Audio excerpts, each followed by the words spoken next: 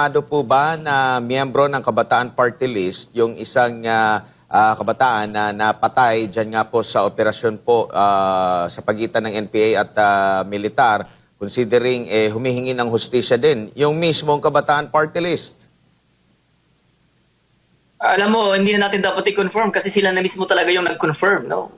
Tapos, very vocal din yung bata na namatay. Kitang-kita sa kanyang Facebook page na membro siya ng General Secretariat ng Kabataan Party List. At hindi rin kaya hindi katakataka na minumubilis lahat nilang kanilang machinery. Most of them online, no? Kasi nga, talagang titingnan natin, nasaktan sila sa nangyari na to. Nakakalungkot man, isipin na mayroong na namang isang kabataan na namatay nang dahil sa naloko siya ng organization na sa tingin niya ay tutulong sa kanya, bagkus ay nagpahamak sa kanya, no? Kaya kung titingnan mo yung statement ng kanilang representative na talagang kinukundina, kunwari kinukundina. Pero kung ibubusisiin natin yan ay talagang organisadong gawain para i-discredit yung ating operating forces kasi nga namatayan sila ng isang membro na sila mismo ang nagpahintulot na mapunta sa armadong grupo. Opo. Again, sila mismo ang nag-confirm na membro nila ang yung namatay, no? Si Jerlyn Doydura. Opo, at isa nga sa again, mga katanungan po dyan. Kitang-kita natin. Opo, Colonel, yung katanungan nga, holiday season, anong ginagawa ng bata dyan? Taga dyan po ba siya sa lugar, Colonel?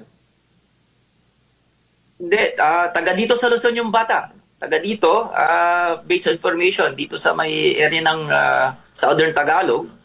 At doon siya tumutuloy dito sa may Paco area. Sa kanyang relative, no? Sa kanyang relative, no? At based doon sa information na nag-gather din natin na last na contact daw doon sa bata ay 24 December at ang sabi niya, hindi siya makokontak sa panahon na yung sinabi niya, hanggang yung New Year, 24 to New Year, na hindi raw talaga siya makokontak. Okay? So alam natin na yung bata talagang hindi aksidente yung pagpunta nila doon sa area.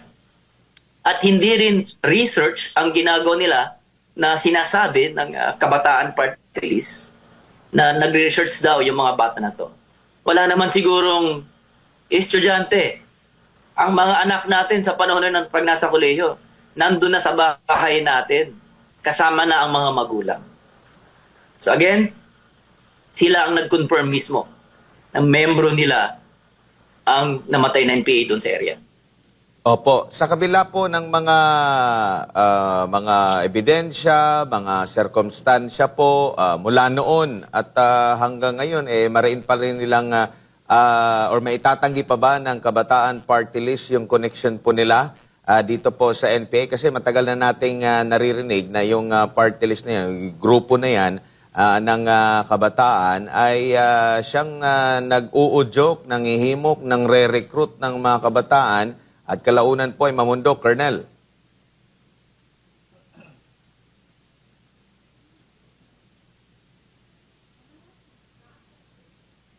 Yes, Colonel?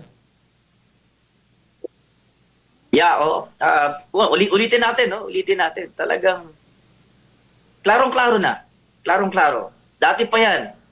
Narrative nila yan na ang source ng mga kadre, ang source ng mga future leaders ng kanilang organization ay nanggagaling dito sa Metro Manila. Ito ay patunay, no? At ang mga mga organizations na yan ay hindi nila ma-deny na sila mismo ang nagre-recruit ng mga kabataan. Tingnan mo si Jerlyn, tingnan mo, with honors yan. With honors. No? Sayang. We've also found out na ang kanyang magulang, OFW, nagsiservisyo siya sa area. Pinagsiservisyo niya yung ibang tao para makapagpadala ng kanyang ng tuition fee ng gastusin ng kanyang anak. Pero only to find out, patay pala yung kanyang anak. Why? Napasama siya sa maling organization, yung Kabataan Party List. At ang organization na yon, siya mismo ang nagbigay pahintulot na sumama siya sa organization na yun. Hindi na rin may deny. Sila na mismo ang nagsasabi. At ang organisadong ginagawa nila ngayon, lahat ng kanilang mga alyado, mga LFS, kitang-kita natin, minimobilize nila, anak bayan, anak pawis, naglabasan sila ngayon. Kasi alam natin na nasaktan sila doon sa ginawa, doon sa nangyaring operation sa Mindoro. Po, Colonel, meron pong sinasabi dito ang kinatawan po ng Kabataan Party List. Nagtatanong siya, meron daw pong food blockade, naghihigpit daw po yung militar sa buhay ng mga sibilyan dyan po sa area. Alam kong hindi ito first time na ginawa po ng militar, no? Kapag meron silang operation po. Same din ba yung SOP nyo po dyan? Inililikas nyo po muna yung mga sibilyan? If ever po na meron kayong gagawin na operation laban po dito sa mga teroristang grupo po, Colonel? Tama po yun. Nasa protocol po natin yan. Unang-unang nasa isip natin ay yung safety ng ating mga mamayan. Pag ongoing pa po ang operation dyan sa area, ay hindi pa po tayo talaga nagpapapasok. One, para na rin sa safety and security ng mga mamamayan. Kasi alam naman natin, pag nagkaputukan dyan, sinong unang tatamaan? Mga sibilyan. Sinong unang apektado? Mga sibilyan, mga komunidad, mga magsasaka, na hindi naman dapat sila na-apekto kung walang presensya ng armado doon sa area. Again, ang mga operation na yan, yung apidatis na yan, gawain na yan, ay ginagawa para maprotektahan ang mga mamamayan. Para na-put away natin sila doon sa areas na may kung saan pwede silang magkaroon ng peligro. So again, normal na nasa protocol natin yung mga ginagawa natin na ganyan. Opo, Colonel, kapansin-pansin po, every now and then na merong mga ganitong operation din, no, ang militar laban dito sa CPP, NPA, NDF. Yung mga makakaliwang grupo, panay po yung pagpapalabas. Nabagit nyo nga, pagpapalabas sa social media, ng mga pahayag, mga sunod-sunod na panayam sa mga local medias din. Mga ganitong pamamaraan para maibsan ang pressure. Parte na ba ito ng kanila pong modus para matulungan yung kanilang mga kasamahan na naiipit po, Colonel?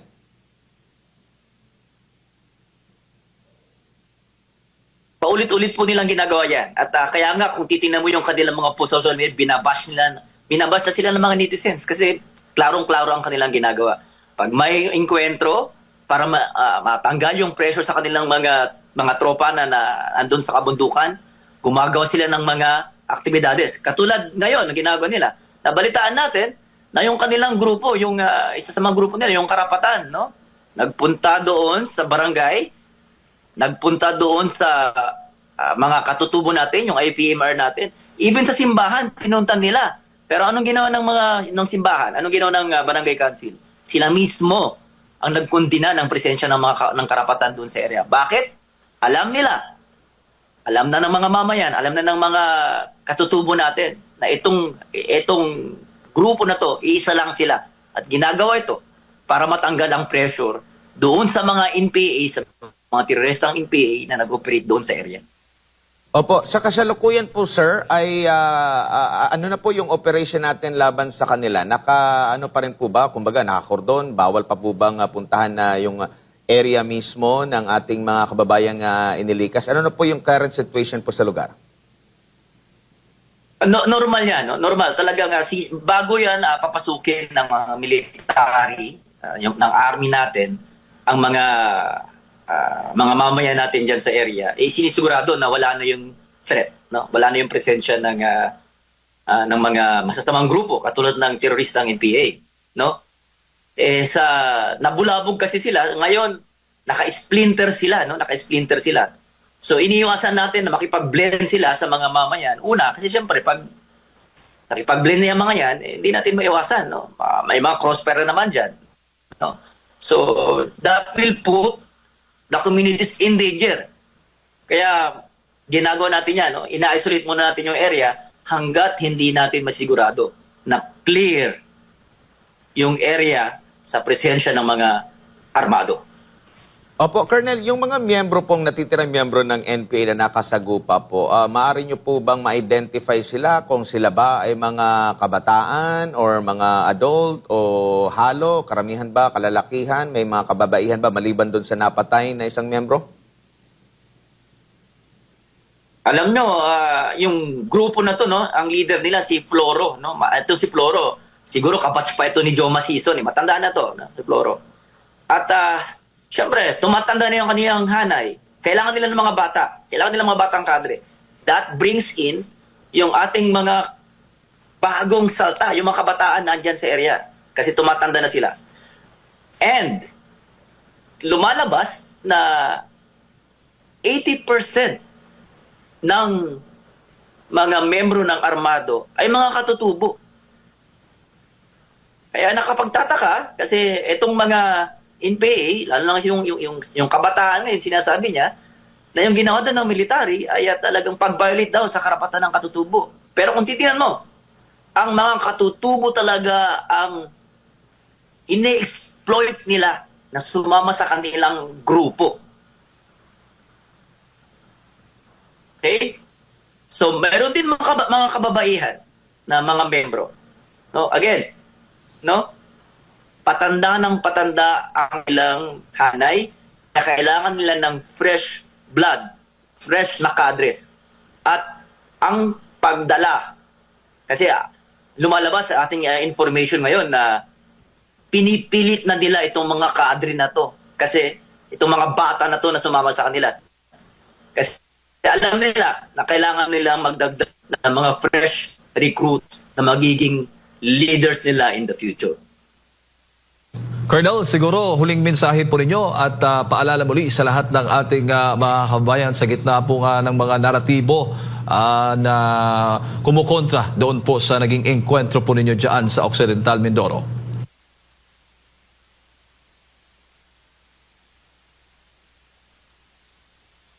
Kaya, unang-una, sabihin natin na hindi natutuwa ang Sandatang Lakas ng Pilipinas, ang Army, sa nangyari. Isa na namang inosenteng future leader ng ating bansa ang namatay. Isa na namang magulang OFW ang nalagasan, ngayon ay umiiyak. Sa mga kabataan natin, wag na kayong magpaloko sa mga organization na to sa inyong paaralan. Alam naman natin na mayroong ongoing recruitment sa mga paaralan. Tignan niyong mabuti. Yung mga nagpo-post ngayon, nagko-condemn ng operation natin dyan sa Mindoro, sila na yung mga organization na nagre-recruit sa inyo. Pangalawa, para sa mga magulang, tignan natin ang mga organization na sinasamahan ng ating mga anak maging mapanuri. Ayaw natin na isa na namang magulang, isa na namang nanay, tatay ang iiyak kasi nawalan siya ng anak kasi na-recruit ng NPA. Tatlo, sa lehiutibo sana, sa Senate o sa Congress.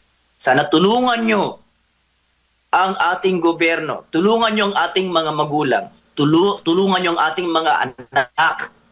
Sana makapagpasa tayo ng batas, banning the presence of these organizations blatantly recruiting the youth, the future of the Filipino, into an organization that will derail the future of this country.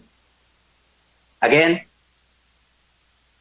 galing sa second ID, hindi po titigil ang ating organization habang hindi po natin nauubos ang threat na dulot ng teroristang NPA sa ating mga kanayunan, sa ating mga kababayan.